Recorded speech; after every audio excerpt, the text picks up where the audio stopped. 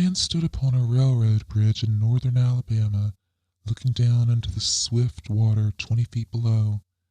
The man's hands were tied behind his back, the wrists bound with a cord. A rope closely encircled his neck. It was attached to a stout cross timber above his head, and the slack fell to the level of his knees.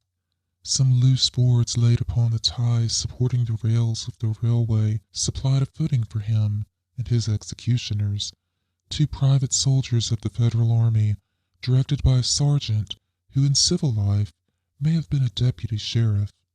At a short remove upon the same temporary platform was an officer in the uniform of his rank, armed. He was a captain.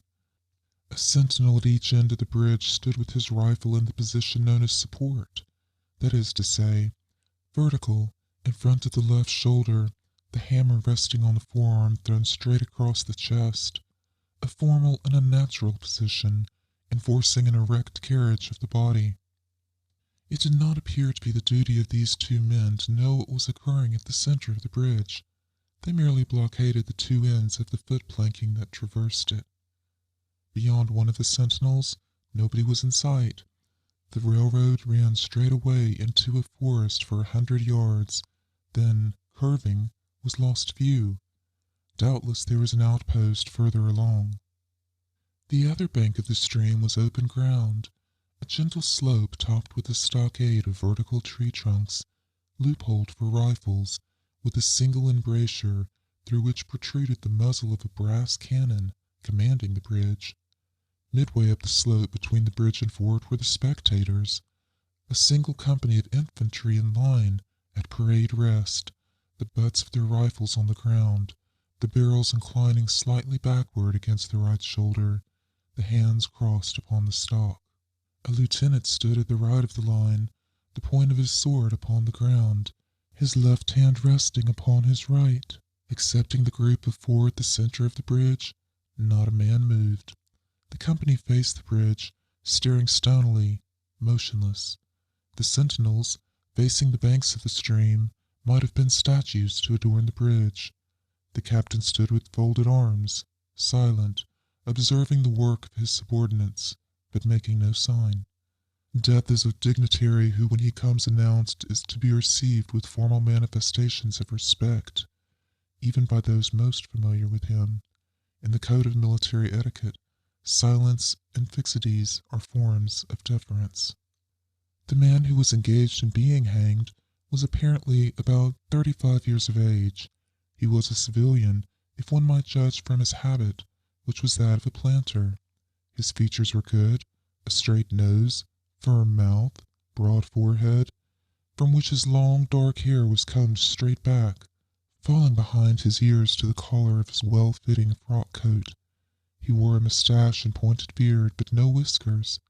His eyes were large and dark gray, and had a kindly expression which one would hardly have expected in one whose neck was in the hemp. Evidently, this was no vulgar assassin. The liberal military code makes provision for hanging of many kinds of persons, and gentlemen are not excluded. The preparations being complete, the 2 private soldiers stepped aside, and each drew away the plank upon which he had been standing. The sergeant turned to the captain, saluted, and placed himself immediately behind that officer, who in turn moved apart 1 pace. These movements left the condemned man and the sergeant standing on the 2 ends of the same plank, which spanned 3 of the cross ties of the bridge. The end upon which the civilian stood almost, but not quite, reached forth. This plank had been held in place by the weight of the captain. It was now held by that of the sergeant. At a signal from the former, the latter would step aside, the plank would tilt, and the condemned man would go down between the 2 ties. The arrangement commended itself to his judgment as simple and effective. His face had not been covered, nor his eyes bandaged. He looked a moment at his unsteadfast footing, then let his gaze wander to the swirling water of the stream, racing madly beneath his feet. A piece of dangling driftwood caught his attention, and his eyes followed it down the current. How slowly it appeared to move! What a sluggish stream! He closed his eyes in order to fix his last thoughts upon his wife and children.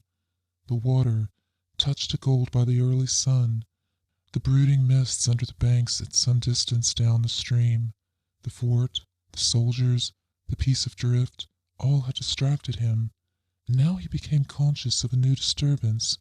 Striking through the thought of his dear ones was sound which he could neither ignore nor understand, a sharp, distinct metallic percussion, like the stroke of a blacksmith's hammer upon the anvil. It had the same ringing quality. He wondered what it was, and whether immeasurably distant or nearby. It seemed both. Its reoccurrence was regular, but as slow as the tolling of a death knell. He awaited each new stroke with impatience and, he knew not why, apprehension. The intervals of silence grew progressively longer. The delays became maddening. With their greater infrequency the sounds increased in sharpness and strength. They hurt his ear like the thrust of a knife. He feared he would shriek. What he heard was the ticking of his watch. He unclosed his eyes and saw again the water below him. If I could free my hands, he thought, I might throw off the noose and spring into the stream. By diving I could evade the bullets and, swimming rigorously, reach the bank, take to the woods, and get away home. My home, thank God, is as yet outside their lines. My wife and little ones are still beyond the invaders' farthest advance. As these thoughts, which have here to be set down in words, were flashed into the doomed man's brain, rather than evolved from it, the captain nodded to the sergeant. The sergeant stepped aside. Chapter 2. Peyton Farquhar was a well-to-do planter of an old and highly respected Alabama family. Being a slave owner, and like other slave owners, a politician, he was naturally an original secessionist, and ardently devoted to the Southern cause.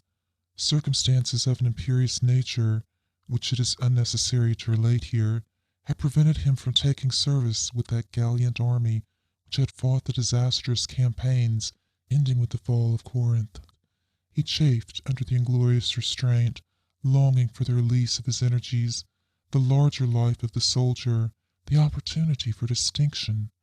That opportunity, he felt, would come, as it comes to all in wartime. Meanwhile, he did what he could.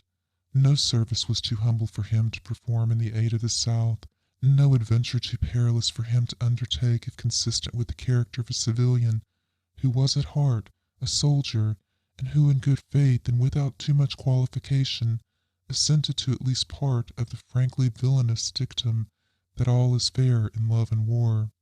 One evening, while Farquhar and his wife were sitting on a rustic beach near the entrance to his grounds, a gray-clad soldier rode up to the gate and asked for a drink of water. Mrs. Farquhar was only too happy to serve him with her own white hands. While she was fetching the water, her husband approached the dusty horseman and inquired eagerly for news from the front.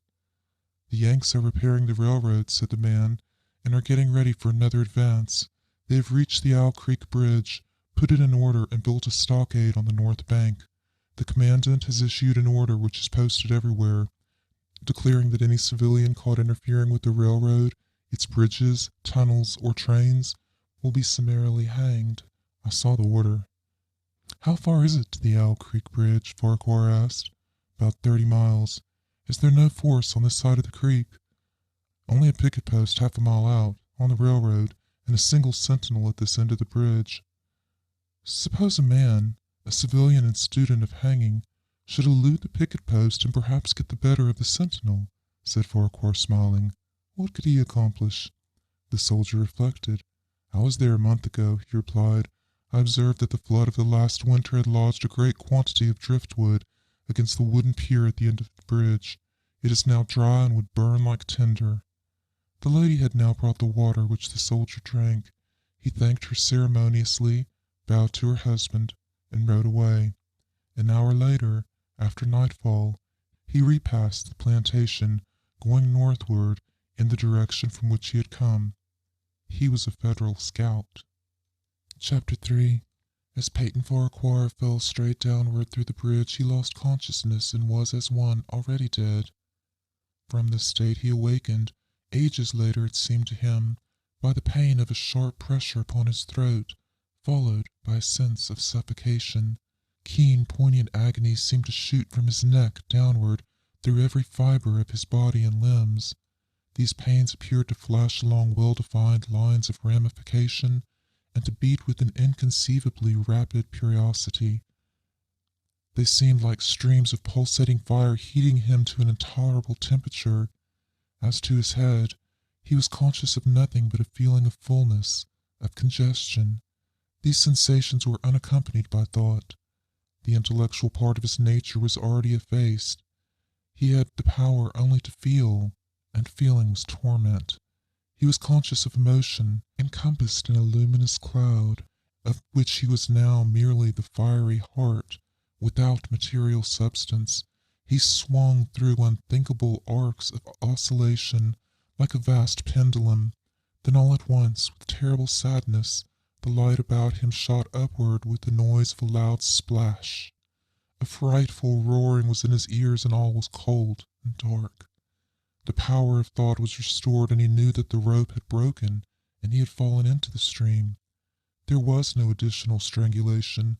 The noose about his neck was already suffocating him and kept the water from his lungs. To die of hanging at the bottom of a river? The idea seemed to him ludicrous. He opened his eyes in the darkness and saw above him a gleam of light, but how distant, how inaccessible. He was still sinking, for the light became fainter and fainter until it was a mere glimmer. Then it began to grow and brighten, and he knew that he was rising toward the surface. He knew it with reluctance, for now he was very comfortable. To be hanged and drowned, he thought, that's not so bad, but I do not wish to be shot. No, I will not be shot. That is not fair. He was not conscious of an effort, but a sharp pain in his wrist apprised him that he was trying to free his hands. He gave the struggle his attention, as an idler might observe the feat of a juggler, without interest in the outcome. What splendid effort! What magnificent, what superhuman strength! Ah, that was a fine endeavor! Bravo! The cord fell away, his arms parted and floated upward, the hands dimly seen on each side in the growing light. He watched them with a new interest as first one, then the other, pounced upon the noose at his neck. They tore it away and thrust it fiercely aside, its undulations resembling those of a water snake. "Put it back! Put it back!" He thought he shouted these words to his hands, for the undoing of the noose had been succeeded by the direst pang that he had yet experienced. His neck ached horribly. His brain was on fire. His heart, which had been fluttering faintly, gave a great leap, trying to force itself out at his mouth. His whole body was racked and wrenched with an insupportable anguish. But his disobedient hands gave no heed to the command. They beat the water vigorously with quick downward strokes, forcing him to the surface. He felt his head emerge. His eyes were blinded by the sunlight. His chest expanded convulsively, and with a supreme and crowning agony his lungs engulfed a great draught of air, which he instantly expelled in a shriek. He was now in full possession of his physical senses. They were, indeed, preternaturally keen and alert. Something in the awful disturbance of his organic system had so exalted and refined them that they made a record of things never before perceived. He felt the ripples upon his face, and heard their separate sounds as they struck. He looked at the forest on the bank of the stream, saw the individual trees, the leaves and the veining of each leaf. He saw the very insects upon them, the locusts, the brilliant-bodied flies, the gray spiders stretching their webs from twig to twig. He noted the prismatic colors in all the dewdrops upon the million blades of grass, the humming of the gnats that danced above the eddies of the stream, the beating of the dragonfly's wings, the strokes of the water spider's legs like oars which had lifted their boat. All these made audible music. A fish slid beneath his eyes, and he heard the rush of its body parting the water. He had come to the surface, facing down the stream. In a moment the visible world seemed to wheel slowly around, himself the pivotal point. He saw the bridge, the fort, the soldiers upon the bridge, the captain, the sergeant, the two privates, his executioners. They were in silhouette against the blue sky. They shouted and gesticulated, pointing at him. The captain had drawn his pistol but did not fire. The others were unarmed. Their movements were grotesque and horrible, their forms gigantic. Suddenly he heard a sharp report, and something struck the water smartly within a few inches of his head, spattering his face with spray. He heard a second report, and saw one of the sentinels with his rifle at his shoulder, a light cloud of blue smoke rising from the muzzle. The man in the water saw the eye of the man on the bridge gazing into his own through the sights of the rifle. He observed that it was a gray eye, and remembered having read that gray eyes were keenest, and that all famous marksmen had them. Nevertheless, this one had missed. A counter-swirl had caught Farquhar and turned him half round. He was again looking at the forest on the bank opposite the fort. The sound of a clear, high voice in a monotonous sing-song now rang out behind him and came across the water with the distinctness that pierced and subdued all other sounds, even the beating of the ripples in his ears. Although no soldier, he had frequented camps enough to know the dreadful significance of that deliberate, drawling, aspirated chant. The lieutenant on the shore was taking a part in the morning's work. How coldly and pitilessly, with what an even, calm intonation, presaging and enforcing tranquillity in the men, with what accurately measured interval fell those cruel words. "Company, attention! Shoulder arms! Ready! Aim! Fire!" Farquhar dived as deeply as he could. The water roared in his ears like the voice of Niagara, yet he heard the dull thunder of the volley, and, rising again toward the surface, met shining bits of metal, singularly flattened, oscillating slowly downward. Some of them touched him on the face and hands, then fell away, continuing their descent.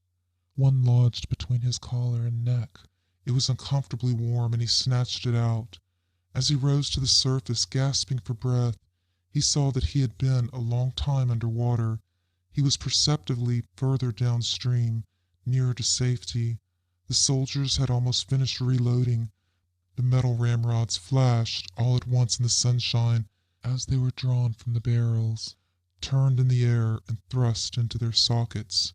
The two sentinels fired again, independently and ineffectually. The hunted man saw all this over his shoulder. He was now swimming vigorously with the current. His brain was as energetic as his arms and legs. He thought with the rapidity of lightning. The officer, he reasoned, will not make that martinet's error a second time. It is as easy to dodge a volley as a single shot. He has probably already given the command to fire at will. God help me, I cannot dodge them all. An appalling splash within 2 yards of him was followed by a loud rushing sound, diminuendo, which seemed to travel back through the air to the fort and died in an explosion which stirred the very river to its deeps. A rising sheet of water curved over him, fell down upon him, blinded him, strangled him. The cannon had taken hand in the game. As he shook his head free from the commotion of the smitten water, he heard the deflected shot humming through the air ahead, and in an instant it was cracking and smashing the branches in the forest beyond. They will not do that again, he thought. The next time they will use a charge of grape. I must keep my eye upon the gun. The smoke will apprise me. The report arrives too late. It lags behind the missile. That is a good gun. Suddenly he felt himself whirled round and round, spinning like a top. The water, the banks, the forests, the now distant bridge, fort, and men, all were commingled and blurred. Objects were represented by their colors only, circular horizontal streaks of color. That was all he saw. He had been caught in a vortex and was being whirled on with a velocity of advance and gyration that made him giddy and sick. In a few moments he was flung upon the gravel at the foot of the left bank of the stream, the southern bank, and beyond a projecting point which concealed him from his enemies.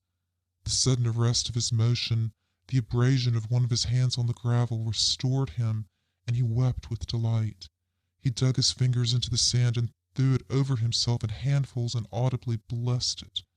It looked like diamonds, rubies, emeralds. He could think of nothing beautiful which it did not resemble. The trees upon the bank were giant garden plants. He noted a definite order in their arrangement, inhaled the fragrance of their blooms. A strange roseate light shone through the spaces among their trunks, and the wind made in their branches the music of aeolian harps. He had not wished to perfect his escape. He was content to remain in that enchanting spot until retaken. A whiz and rattle of grape shot among the branches high above his head roused him from his dream. The baffled cannoneer had fired him a random farewell. He sprang to his feet, rushed up the sloping bank, and plunged into the forest. All that day he traveled, laying his course by the rounding sun. The forest seemed interminable. Nowhere did he discover a break in it, not even a woodman's road. He had not known that he lived in so wild a region. There was something uncanny in the revelation. By nightfall he was fatigued, footsore, famished. The thought of his wife and children urged him on. At last he found a road which led him in what he knew to be the right direction. It was as wide and straight as a city street, yet it seemed untraveled. No fields bordered it, no dwelling anywhere. Not so much as the barking of a dog suggested human habitation. The black bodies of the trees formed a straight wall on both sides, terminating on the horizon in a point, like a diagram in a lesson in perspective. Overhead, as he looked up through the rift in the wood, shone great golden stars looking unfamiliar and grouped in strange constellations. He was sure they were arranged in some order which had a secret and malign significance. The wood on either side was full of singular noises, among which, once, twice, and again, he distinctly heard whispers in an unknown tongue. His neck was in pain, and lifting his hand to it, found it horribly swollen. He knew it had a circle of black where the rope had bruised it. His eyes felt congested. He could no longer close them. His tongue was swollen from thirst. He relieved its fever by thrusting it forward from between his teeth into the cold air. How softly the turf had carpeted the untraveled avenue. He could no longer feel the roadway beneath his feet. Doubtless, despite his suffering, he had fallen asleep while walking, for now he sees another scene. Perhaps he has merely recovered from a delirium. He stands at the gate of his own home. All is as he left it, all bright and beautiful in the morning sunshine.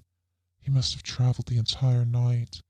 As he pushes open the gate and passes up the wide, white walk, he sees a flutter of female garments. His wife, looking fresh and cool and sweet, steps down from the veranda to meet him.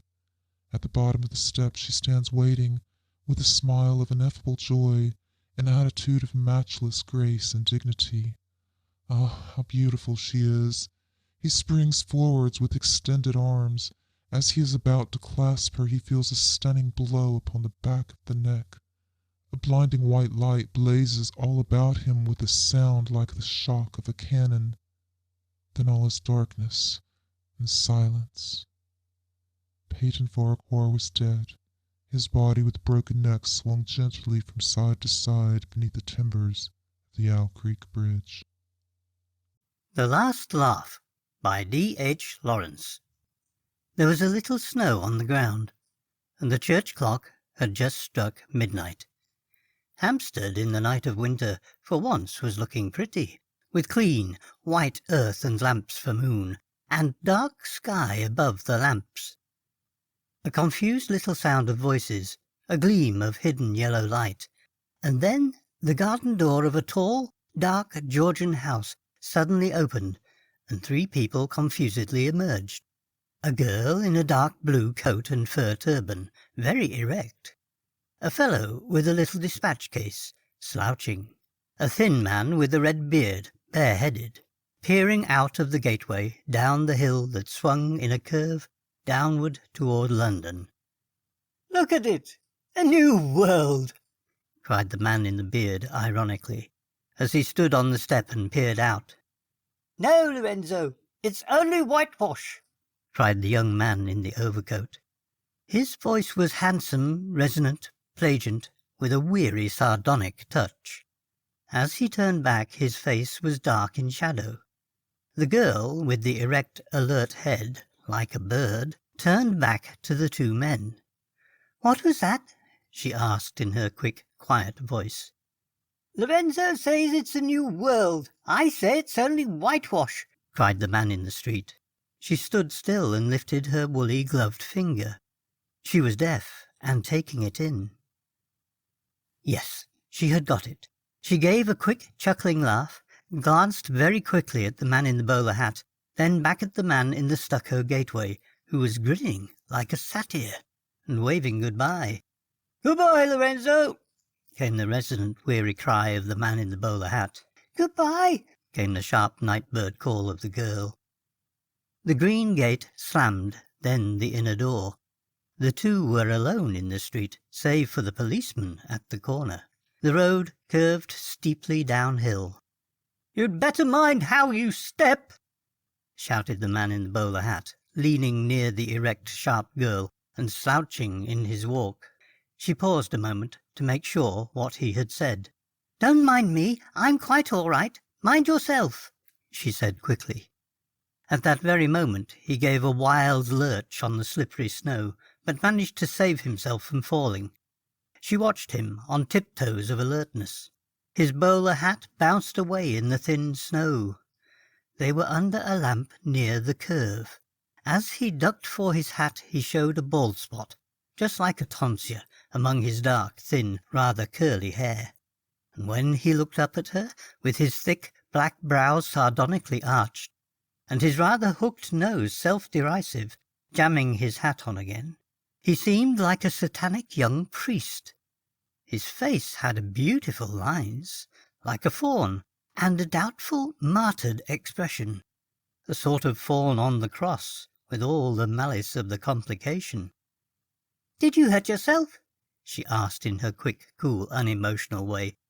"No," he shouted derisively. "Give me the machine, won't you?" she said, holding out her woolly hand. "I believe I'm safer." "Do you want it?" he shouted. "Yes, I'm sure I'm safer." He handed her the little brown dispatch case, which was really a Marconi listening machine for her deafness. She marched erect as ever. He shoved his hands deep in his overcoat pockets and slouched along beside her, as if he wouldn't make his legs firm. The road curved down in front of them, clean and pale with snow under the lamps. A motor car came churning up. A few dark figures slipped away into the dark recesses of the houses, like fishes among rocks above a seabed of white sand. On the left was a tuft of trees sloping upward into the dark. He kept looking around, pushing out his finely shaped chin and his hooked nose, as if he were listening for something. He could still hear the motor car climbing onto the heath. Below was the yellow, foul-smelling glare of the Hampstead tube station. On the right, the trees. The girl, with her alert pink and white face, looked at him sharply, inquisitively. She had an odd, nymph-like inquisitiveness, sometimes like a bird, sometimes a squirrel, sometimes a rabbit, never quite like a woman. At last he stood still, as if he would go no farther. There was a curious, baffled grin on his smooth, cream-coloured face. "James," he said loudly to her, leaning toward her ear, "do you hear somebody laughing?" "Laughing?" she retorted quickly. "Who's laughing?" "I don't know. Somebody," he shouted, showing his teeth in a very odd way. "No, I hear nobody," she announced. "But it's most extraordinary," he cried, his voice slurring up and down. "Put on your machine." "Put it on?" she retorted. "What for?" "To see if you can hear it," he cried. "Hear what?" "The laughing. Somebody laughing. It's most extraordinary." She gave her odd little chuckle and handed him her machine. He held it while she opened the lid and attached the wires, putting the band over her head and the receivers at her ears, like a wireless operator. Crumbs of snow fell down the cold darkness. She switched on. Little yellow lights in glass tubes shone in the machine. She was connected. She was listening. He stood with his head ducked, his hands shoved down in his overcoat pockets. Suddenly he lifted his face and gave the weirdest, slightly neighing laugh, uncovering his strong, spaced teeth and arching his black brows, and watching her with queer, gleaming, goat-like eyes. She seemed a little dismayed. "There," he said. "Didn't you hear it?" "I hear you," she said in a tone which conveyed that was enough. "But didn't you hear it?" he cried, unfurling his lips oddly again. "No," she said. He looked at her vindictively, and stood again with ducked head.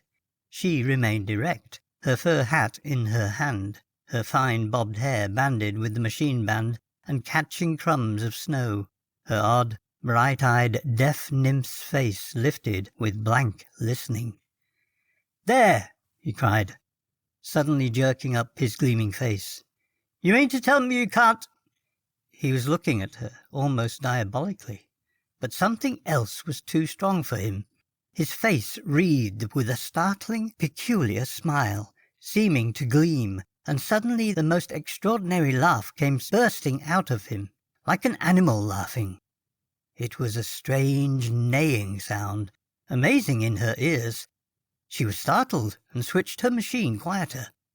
A large form loomed up, a tall, clean-shaven young policeman. "The radio?" he asked laconically.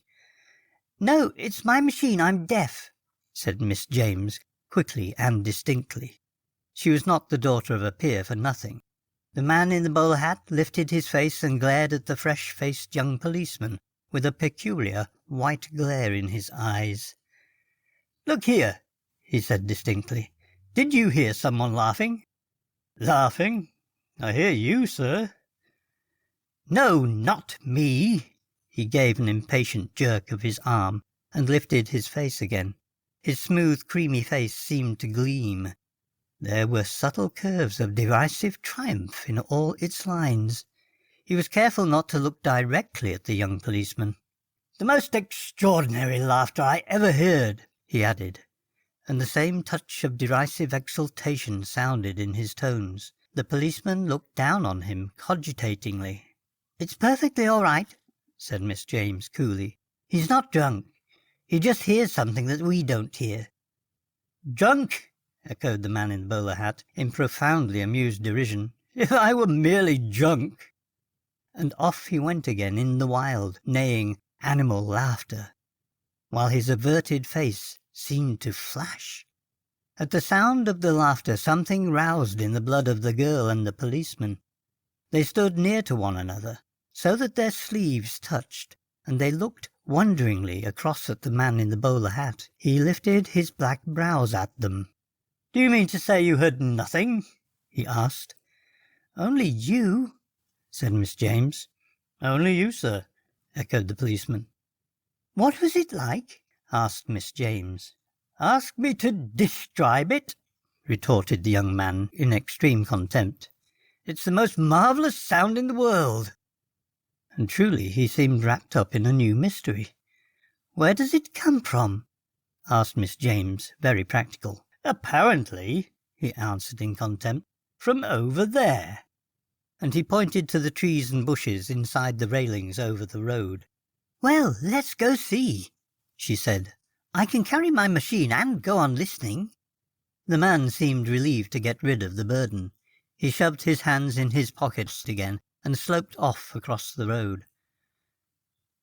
The policeman, a queer look flickering on his fresh young face, put his hand round the girl's arm carefully and subtly to help her. She did not lean at all on the support of the big hand, but she was interested, so she did not resent it. Having held herself all her life intensely aloof from physical contact, and never having let any man touch her, she now, with a certain nymph-like voluptuousness, allowed the large hand of the young policeman to support her as they followed the quick wolf-like figure of the other man across the road uphill. And she could feel the presence of the young policeman through all the thickness of his dark blue uniform, as something young and alert and bright. When they came up to the man in the bowler hat, he was standing with his head ducked, his ears pricked, listening beside the iron rail, inside which grew big black holly trees tufted with snow, and old ribbed silent English elms. The policeman and the girl stood waiting. She was peering into the bushes with the sharp eyes of a deaf nymph, deaf to the world's noises. The man in the bowler hat listened intensely. A lorry rolled downhill, making the earth tremble. "There!" cried the girl, as the lorry rumbled darkly past. And she glanced round with flashing eyes at her policeman, her fresh, soft face gleaming with startled life. She glanced straight into the puzzled, amused eyes of the young policeman. He was just enjoying himself. "Don't you see?" she said rather imperiously. "What is it, miss?" answered the policeman. "I mustn't point," she said. "Look where I look." And she looked away with brilliant eyes into the dark holly bushes. She must see something, for she smiled faintly with subtle satisfaction, and she tossed her erect head in all the pride of vindication. The policeman looked at her instead of into the bushes. There was a certain brilliance of triumphant vindication in all the poise of her slim body. "I always knew I should see him," she said triumphantly to herself. "Whom do you see?" shouted the man in the bowler hat. "Don't you see him too?" she asked, turning round her soft, arch, nymph-like face anxiously. She was anxious for the little man to see. "No, I see nothing. What do you see, James?" cried the man in the bowler hat, insisting. "A man." "Where?" "There, among the holly bushes." "Is he there now?" "No, he's gone." "What sort of a man?" "I don't know." "What did he look like?" "I can't tell you." But at that instant the man in the bowler hat turned suddenly, and the arch, triumphant look flew to his face. "Why, he must be there!" he cried, pointing up the grove. "Don't you hear him laughing? He must be behind those trees." And his voice, with curious delight, broke into a laugh again, as he stood and stamped his feet on the snow, and danced to his own laughter, ducking his head. Then he turned away and ran swiftly up the avenue lined with old trees. He slowed down as a door at the end of the garden path, white with untouched snow, suddenly opened, and a woman in a long-fringed black shawl stood in the light. She peered out into the night. Then she came down to the low garden gate. Crumbs of snow still fell. She had dark hair and a tall, dark comb. "Did you knock at my door?" she asked of the man in the bowler hat. "I? No." "Somebody knocked at my door." "Did they? Are you sure?" "They can't have done. There are no footmarks in the snow." "Nor are there," she said.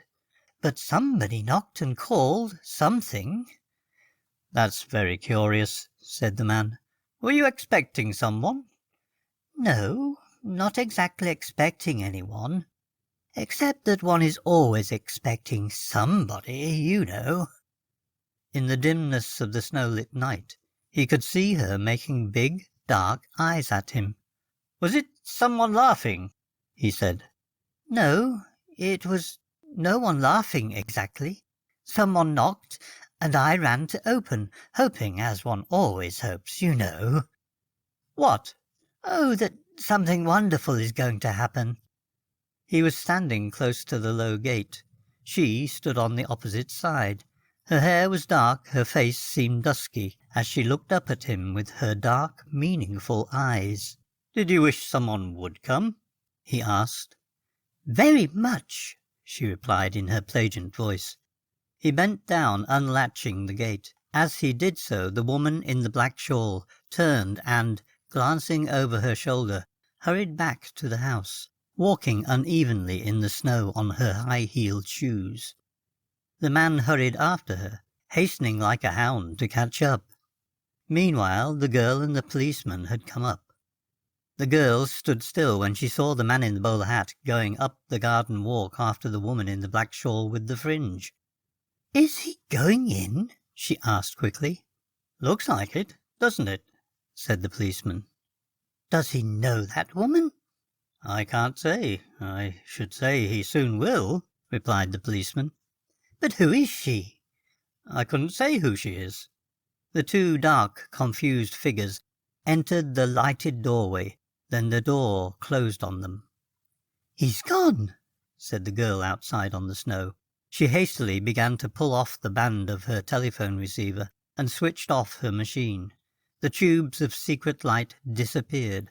She packed up the little leather case. Then, pulling on her soft fur cap, she stood once more ready.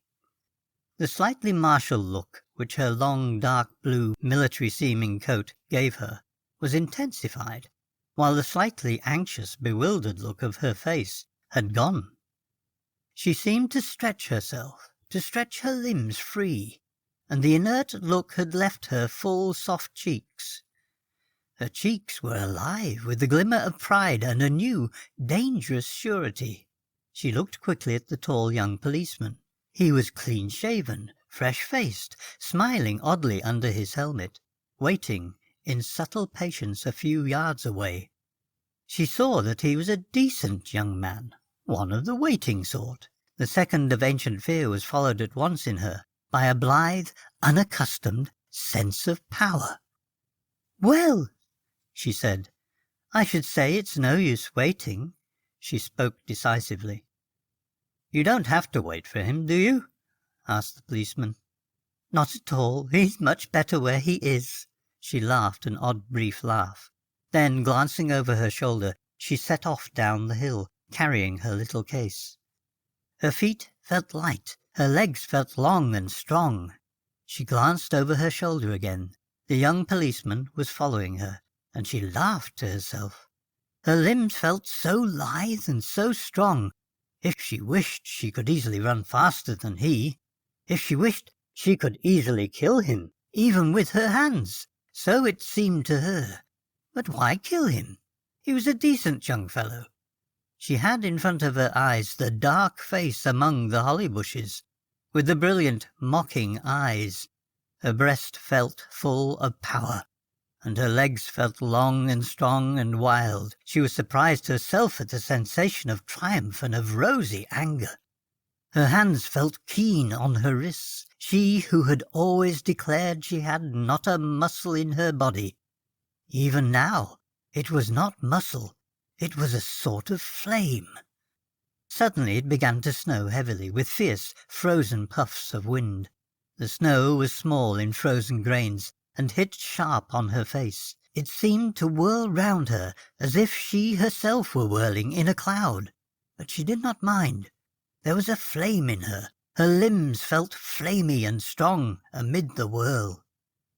And the whirling snowy air seemed full of presences, full of strange, unheard noises. She was used to the sensation of noises taking place which she could not hear. This sensation became very strong. She felt something was happening in the wild air. The London air was no longer heavy and clammy, saturated with ghosts of the unwilling dead. A new, clean tempest swept down from the pole, and there were noises. Voices were calling. In spite of her deafness, she could hear someone. Several voices, calling and whistling, as if many people were hallooing through the air. "He's come back! Aha! He's come back!" There was a wild, whistling, jubilant sound of voices in the storm of snow. Then obscured lightning winked through the snow in the air. "Is that thunder and lightning?" she asked of the young policeman, as she stood still, waiting for his form to emerge through the veil of whirling snow. "Seems like it to me," he said. And at that very moment the lightning blinked again, and the dark, laughing face was near her face. It almost touched her cheek. She started back, but a flame of delight went over her. "There," she said. "Did you see that?" "It lightened," said the policeman. She was looking at him almost angrily. But then the clean, fresh animal look of his skin and the tame animal look in his frightened eyes amused her. She laughed her low, triumphant laugh.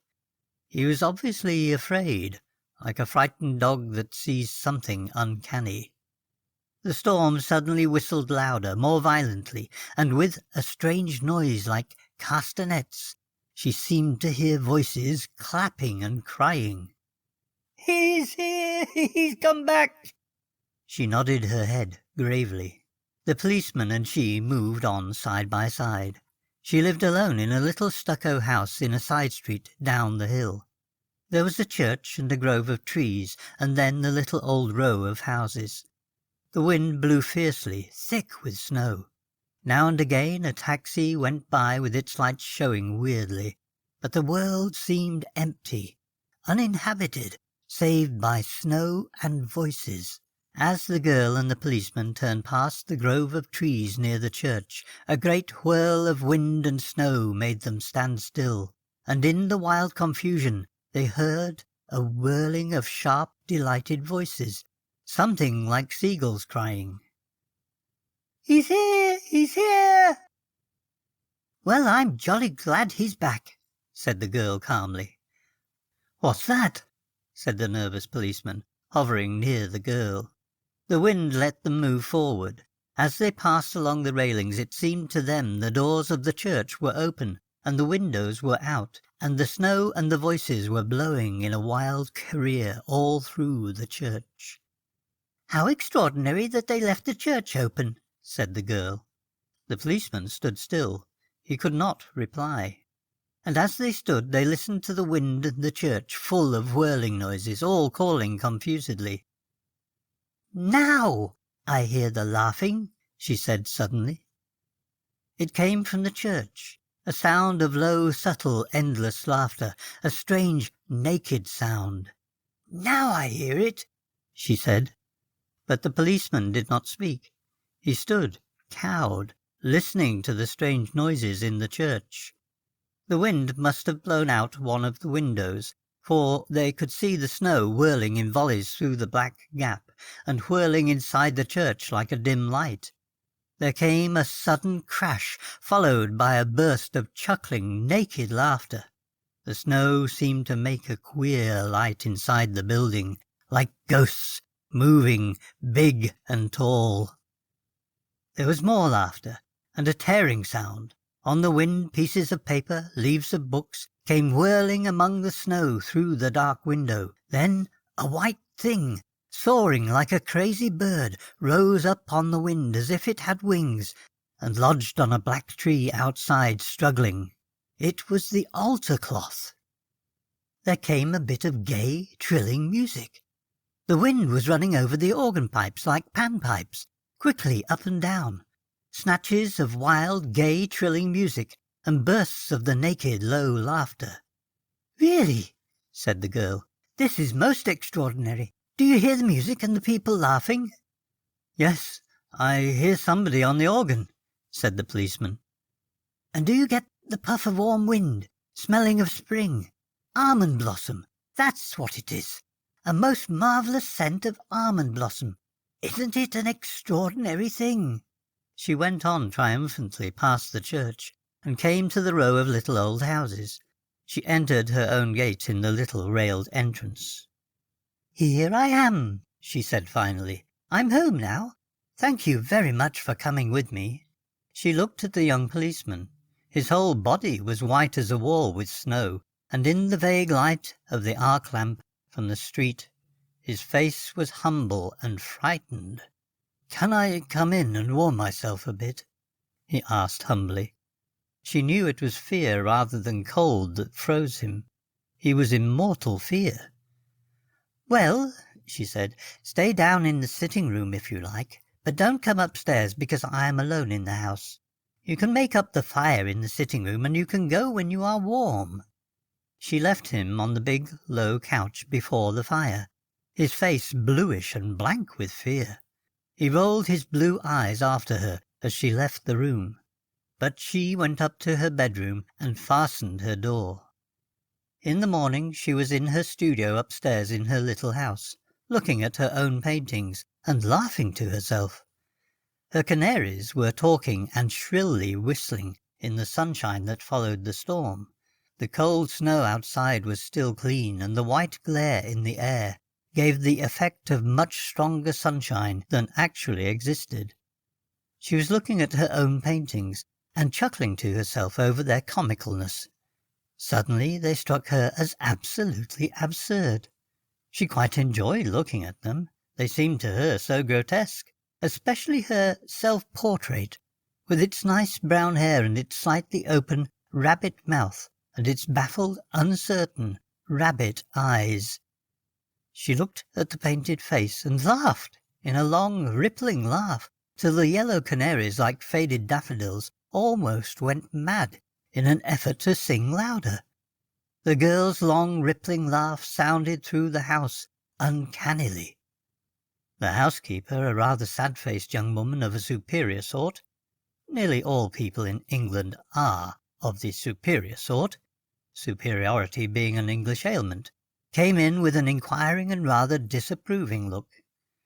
"Did you call, Miss James?" she asked loudly. No, I didn't call. Don't shout, I can hear quite well," replied the girl.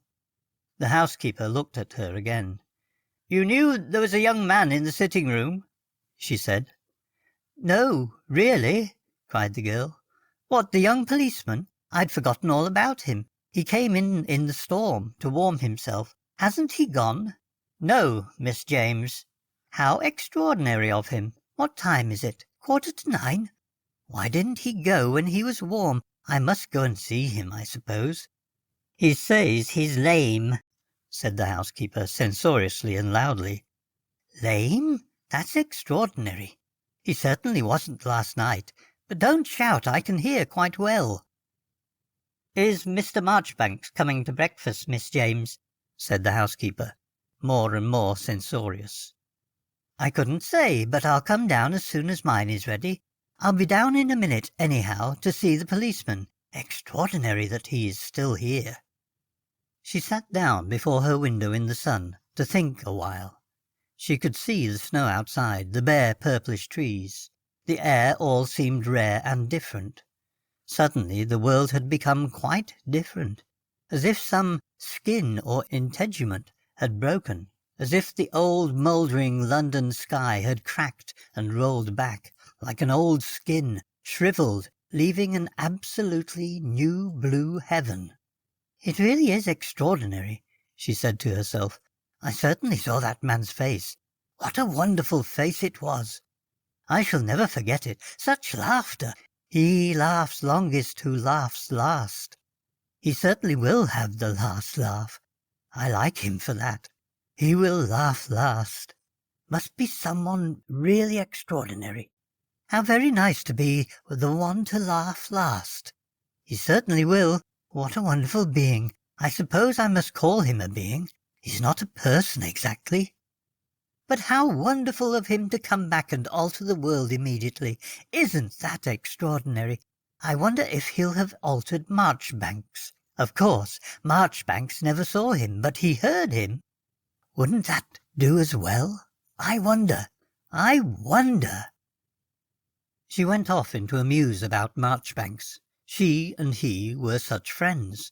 They had been friends like that for almost 2 years. Never lovers, never that at all, but friends. And after all, she had been in love with him, in her head. This seemed now so funny to her, that she had been in her head so much in love with him. After all, life was too absurd. Because now she saw herself and him as such a funny pair. He so funnily taking life terribly seriously, especially his own life, and she so ridiculously determined to save him from himself. Oh, how absurd!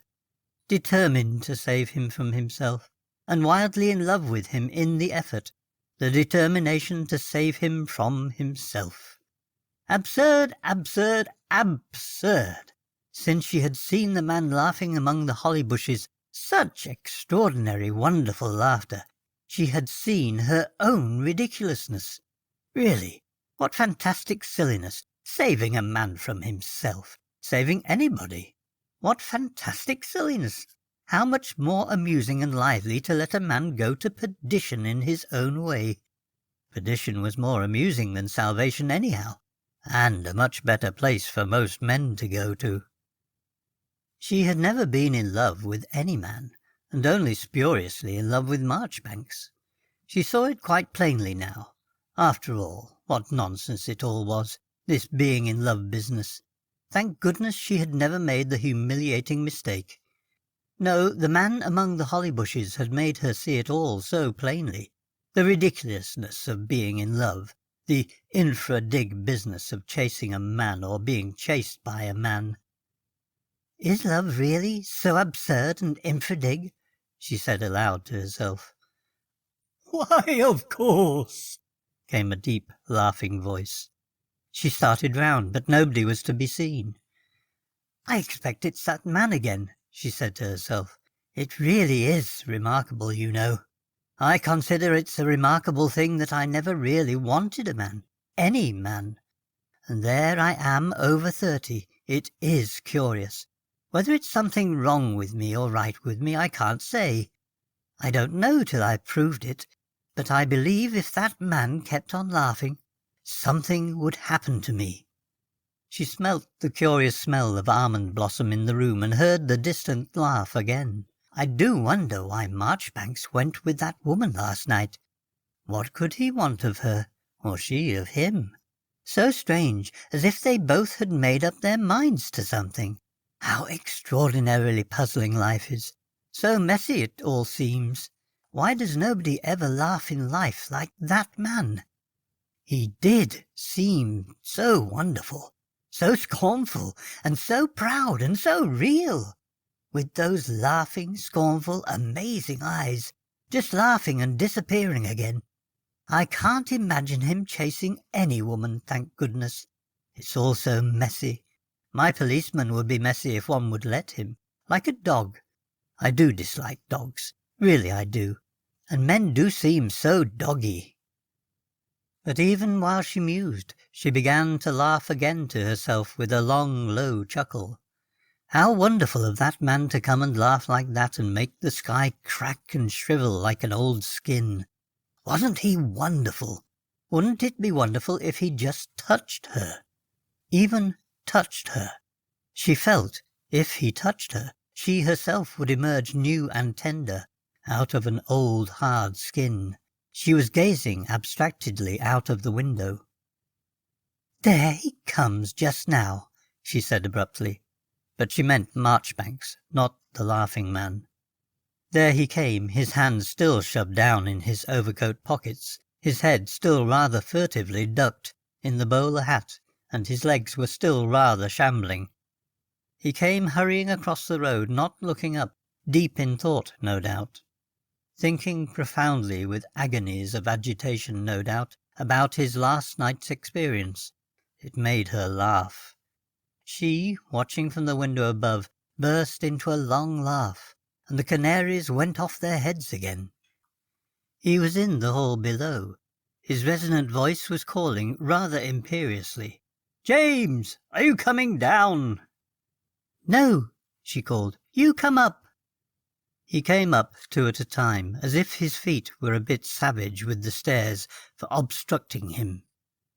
In the doorway he stood staring at her with a vacant, sardonic look, his grey eyes moving with a queer light, and she looked back at him with a curious, rather haughty carelessness. "Don't you want your breakfast?" she asked. It was his custom to come and take breakfast with her each morning. "No," he answered loudly. "I went to a tea shop." "Don't shout," she said. "I can hear you quite well." He looked at her with mockery and a touch of malice. "I believe you always could," he said, still loudly. "Well, anyway, I can now, so you needn't shout," she replied. And again his grey eyes, with the queer greyish phosphorescence gleam in them, lingered malignantly on her face. "Don't look at me," she said calmly. "I know all about everything." He burst into a poof of malicious laughter. "Why, what's the matter?" he said curiously. "What have you been doing?" I don't quite know. Why? Are you going to call me to account? Did you hear that laughing? Oh, yes, and many more things, and saw things, too. Have you seen the paper? No. Don't shout. I can hear. There's been a great storm. Blew out all the windows and doors of the church outside here, and pretty well wrecked the place. I saw it. A leaf of the church Bible blew right in my face, from the book of Job. She gave a low laugh. But what else did you see? He cried loudly. I saw him. Who? Ah, that I can't say. But what was he like? That I can't tell you. I don't really know. But you must know. Did your policeman see him too? No, I don't suppose he did, my policeman. And she went off into a long ripple of laughter. He is by no means mine. But I must go downstairs and see him. It certainly made you very strange, Marchbanks said. You've got no soul, you know. Oh, thank goodness for that, she cried. My policeman has one, I'm sure. My policeman.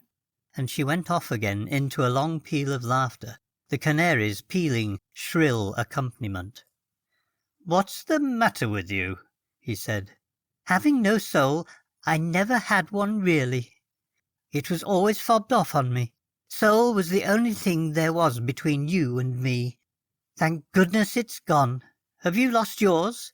The one that seemed to worry you like a decayed tooth? But what are you talking about? He cried. I don't know, she said. It's all so extraordinary. But look here, I must go down and see my policeman. He's downstairs in the sitting room. You'd better come with me. They went down together. The policeman in his waistcoat and shirt sleeves was lying on the sofa, with a very long face. Look here, said Miss James to him. Is it true you're lame? It is true. That's why I'm here. I can't walk, said the fair-haired young man as tears came to his eyes. But how did it happen? You weren't lame last night, she said. I don't know how it happened, but when I woke up and tried to stand up, I couldn't do it. The tears ran down his distressed face.